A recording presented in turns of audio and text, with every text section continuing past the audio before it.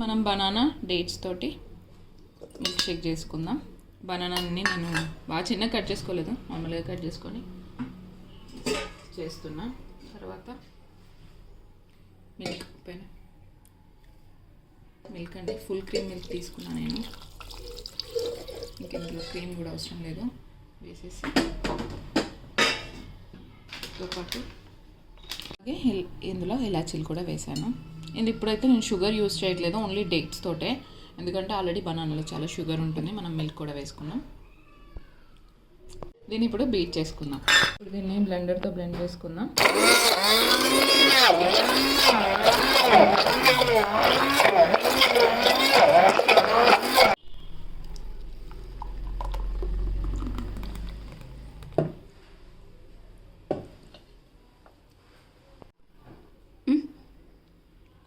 ఇలా గార్నిషింగ్ చేసుకుంటే చాలా టేస్టీగా ఉంటుంది.